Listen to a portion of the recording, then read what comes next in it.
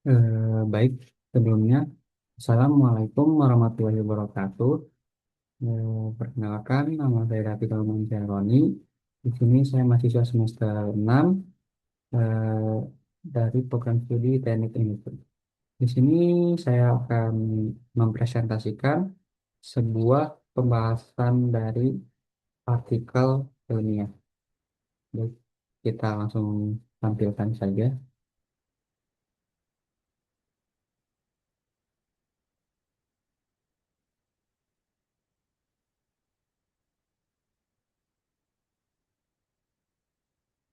Nah, baik.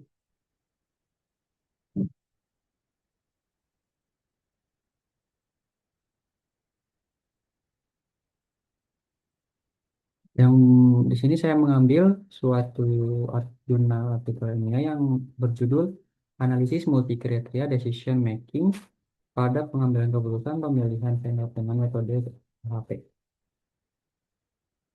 Nah, latar belakangnya industri pertambangan menghadapi persaingan yang semakin ketat sehingga perusahaan harus meningkatkan efisiensi operasional dan kualitas sampai pasok. Pemilihan vendor merupakan keputusan strategis karena memengaruhi kualitas produk, biaya, ketepatan pengiriman, keselamatan kerja, dan keberlanjutan operasional perusahaan. Metode AHP digunakan karena mampu memberikan pembobotan prioritas, menentukan alternatif terbaik, serta menguji konsistensi penilaian melalui konsistensi rasio. Adapun beberapa di sini rumusan masalah. Yang pertama itu bagaimana memilih vendor terbaik menggunakan metode AHP.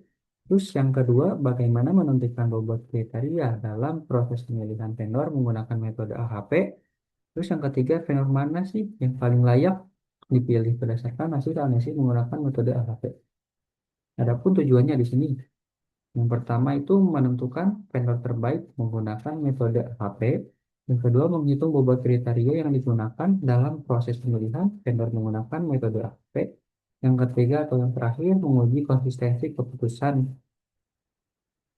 Nah, adapun di sini metode AHP, di mana analytical hierarchy process merupakan metode pengambilan keputusan multikriteria yang dikembangkan oleh Thomas L. Sahatty pada tahun 1970-an. AHP dirancang untuk membantu pengambil keputusan menyusun prioritas dan membuat keputusan yang rasional ketika dihadapkan pada masalah yang kompleks dan melibatkan banyak alternatif serta kriteria. Nah, di sini ada pun langkah dalam AHP.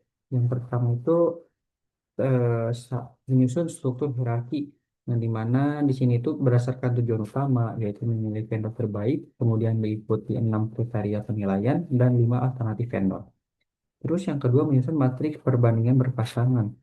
Di sini itu menggunakan skala fundamental SATI dan 1 sampai 9. Terus yang ketiga menghitung geometric mean.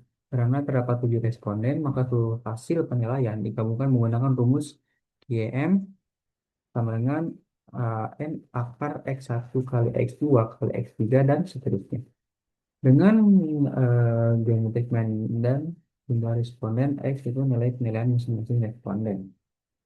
Nah, adapun yang keempat, normalisasi materi. Setiap nilai pada matrik dibagi dengan jumlah kolom masing-masing sehingga diperoleh matrik normalisasi. Terus juga yang kelima, menghitung eigenvektor. Bobot prioritas dihitung dari rata-rata setiap baris pada matrik normalisasi.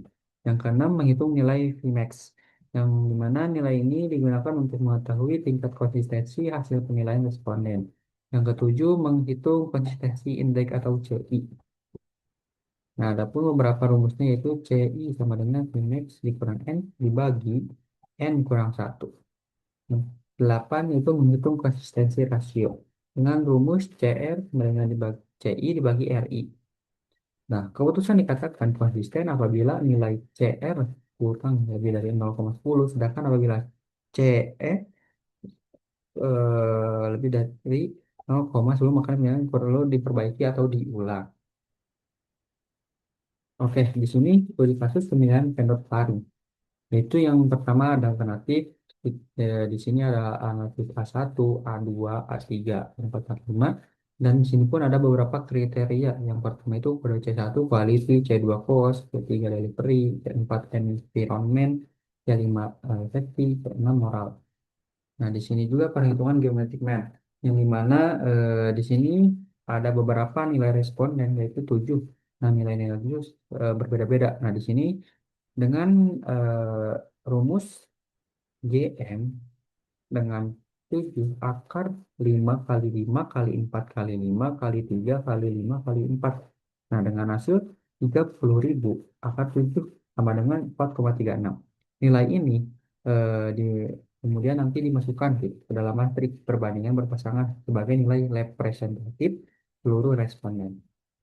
Nah, di sini penyusunan matriks pairwise comparison di sini yaitu ada hasil eh,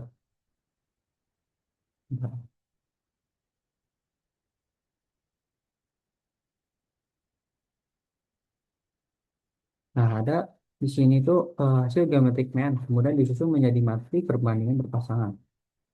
Di sini ada kriterianya, ada quality, cost, quality. Nah, selanjutnya itu dihitung gitu, dengan jumlah masing-masing kolom. Contoh, jadi 1 ditambah 0,229 ditambah 0,200 lalu dibagikan. Dengan gitu. Nah, terus hasil dari kemudian setelah kita jumlahkan dan kita bagi.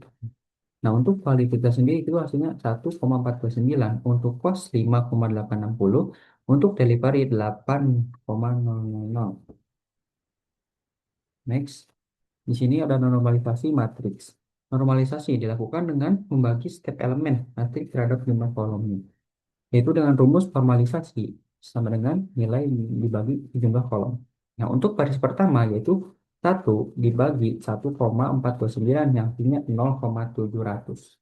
Terus yang kedua 4,36 dibagi 5,860 sama dengan 0,7. Terus yang ketiga 5 bagi 8 sama dengan 0,625. Nah, sehingga diperolehlah hasil eh, dari perhitungan jumlah normalisasi itu adalah untuk quality 0,700, untuk cost 0,74, untuk delivery yaitu 0,625. Next, untuk menghitung eigenvektor atau bobot prioritas itu dengan rumus EV dibagi normalisasi per jumlah kriteria.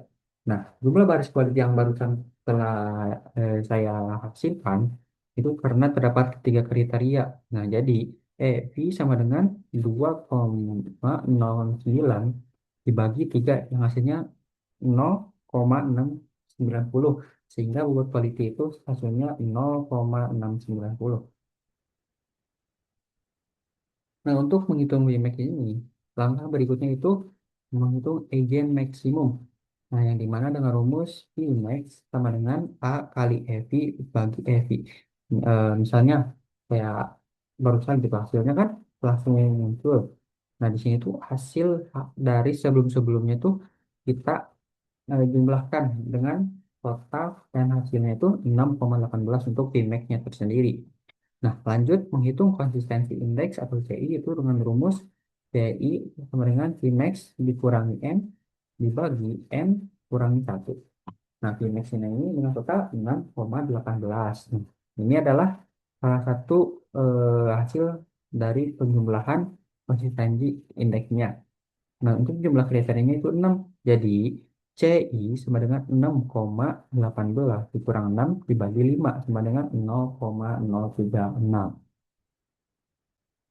Untuk lanjut menghitung konsistensi rasio atau CR, yaitu dengan rumus CR dibagi CI sama dengan per RI. Untuk N-nya sendiri itu 6, untuk RI-nya 1,24. Nah, CR-nya di mana nih? Gimana cara untuk menghasilkannya? Nah, dari 0,063 yang tadi barusan yang ini, kita jumlahkan dengan RI-nya, yaitu dengan dibagi. Jadi, CR sama dengan 0,036 dibagi 1,24 sama dengan 0,029. Karena CR kurang dari 0,10, maka mastik dinyatakan konsisten.